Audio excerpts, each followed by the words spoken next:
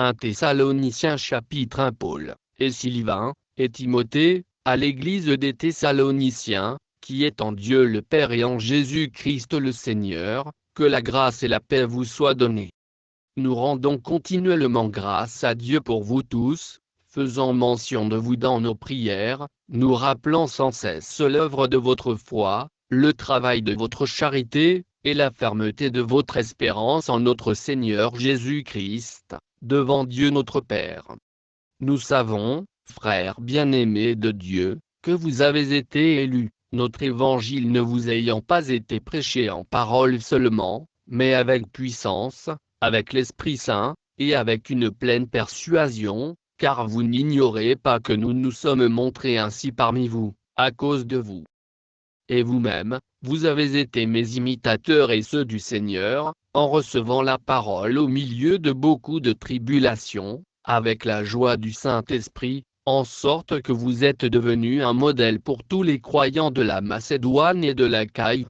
Non seulement, en effet, la parole du Seigneur a retenti de chez vous dans la Macédoine et dans l'Achaïe, mais votre foi en Dieu s'est fait connaître en tout lieu, de telle manière que nous n'avons pas besoin d'en parler.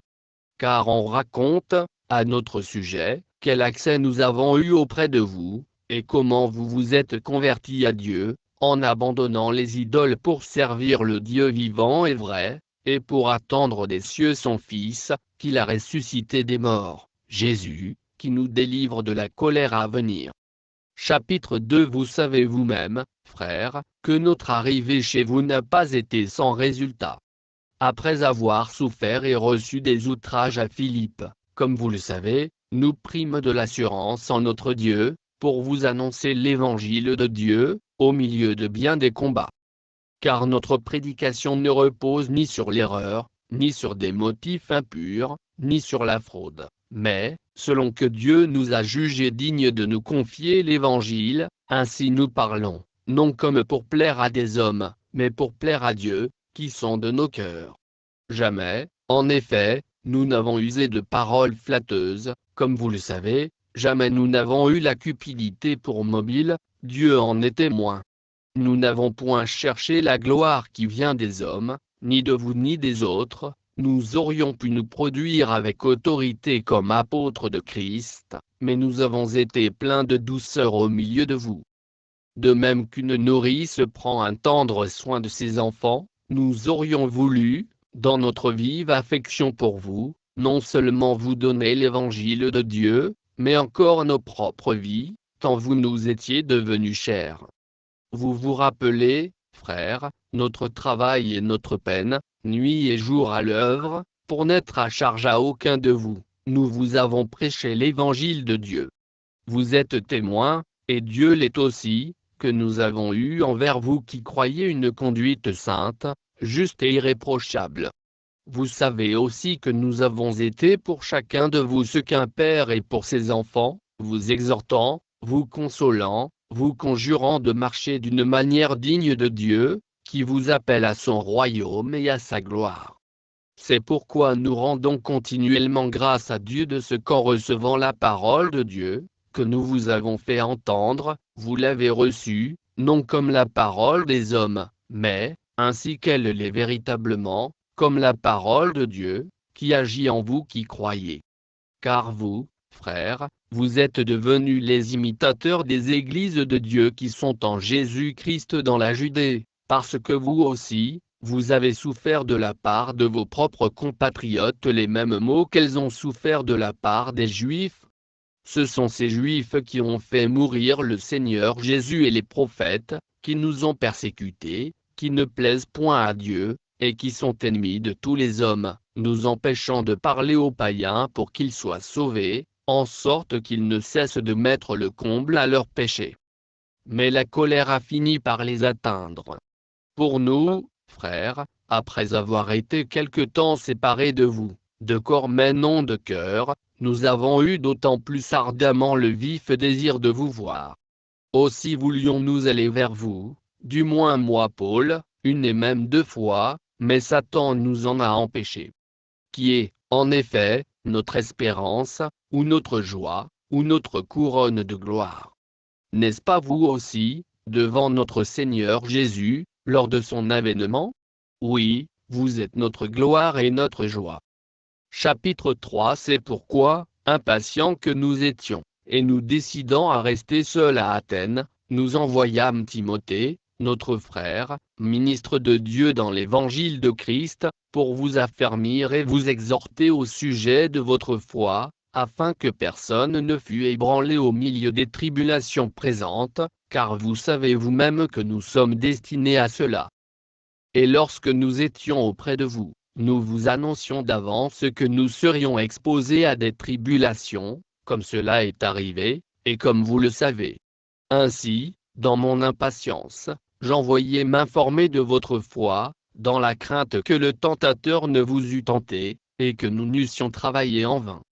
Mais Timothée, récemment arrivé ici de chez vous, nous a donné de bonnes nouvelles de votre foi et de votre charité, et nous a dit que vous avez toujours de nous un bon souvenir, désirant nous voir comme nous désirons aussi vous voir. En conséquence, frères, au milieu de toutes nos calamités et de nos tribulations, nous avons été consolés à votre sujet, à cause de votre foi. Car maintenant nous vivons, puisque vous demeurez fermes dans le Seigneur. Quelles actions de grâce, en effet, nous pouvons rendre à Dieu à votre sujet, pour toute la joie que nous éprouvons à cause de vous, devant notre Dieu. Nuit et jour, nous le prions avec une extrême ardeur de nous permettre de vous voir, et de compléter ce qui manque à votre foi. Que Dieu lui-même, notre Père, et notre Seigneur Jésus, aplanisse notre route pour que nous allions à vous. Que le Seigneur augmente de plus en plus parmi vous, et à l'égard de tous, cette charité que nous avons nous-mêmes pour vous, afin d'affermir vos cœurs pour qu'ils soient irréprochables dans la sainteté devant Dieu notre Père, lors de l'avènement de notre Seigneur Jésus avec tous ses saints.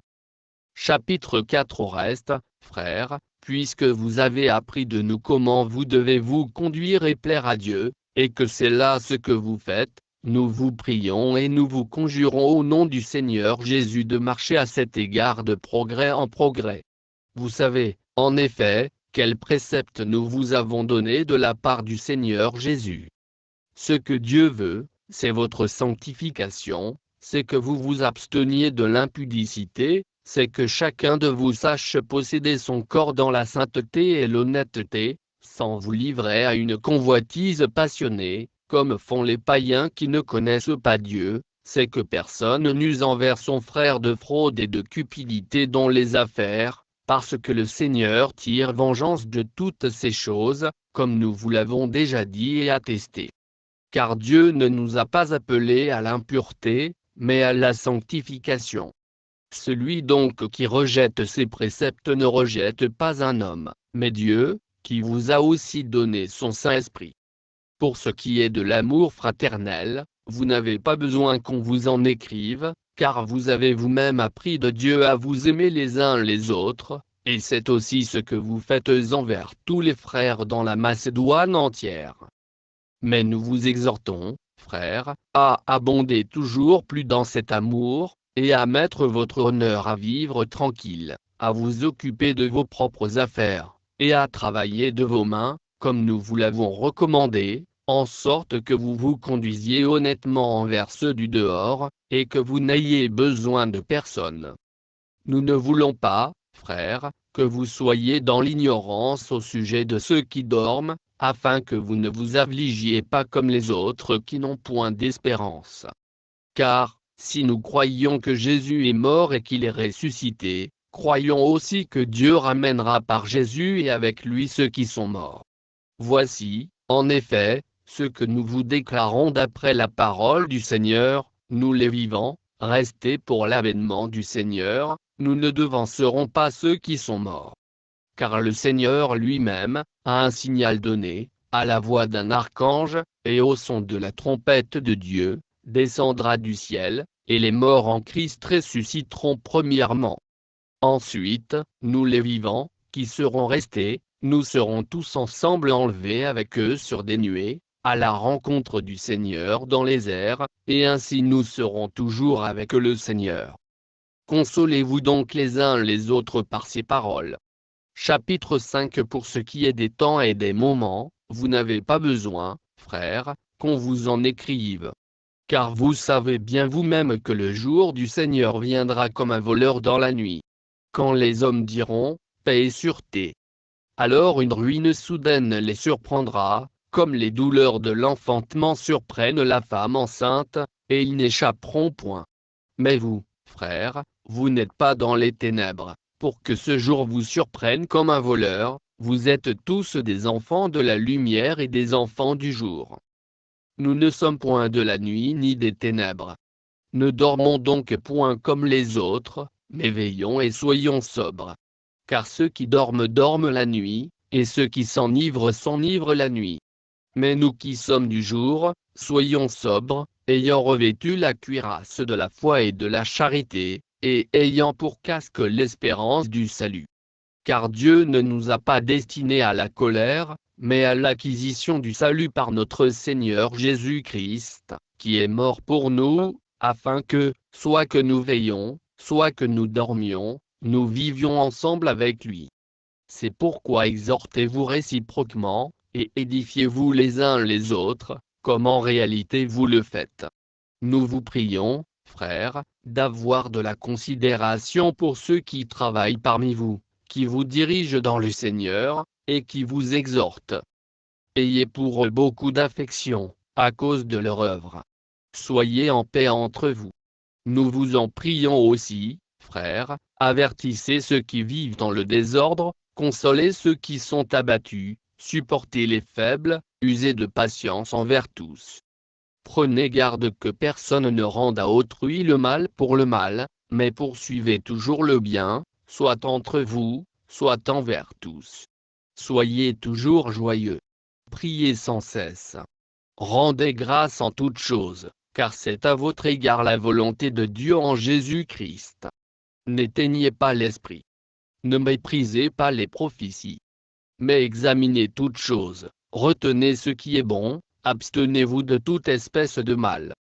Que le Dieu de paix vous sanctifie lui-même tout entier, et que tout votre être, l'esprit, l'âme et le corps, soient conservés irrépréhensibles, lors de l'avènement de notre Seigneur Jésus-Christ. Celui qui vous a appelé est fidèle, et c'est lui qui le fera. Frères, priez pour nous. Saluez tous les frères par un saint baiser. Je vous en conjure par le Seigneur, que cette lettre soit lue à tous les frères. Que la grâce de notre Seigneur Jésus-Christ soit avec vous.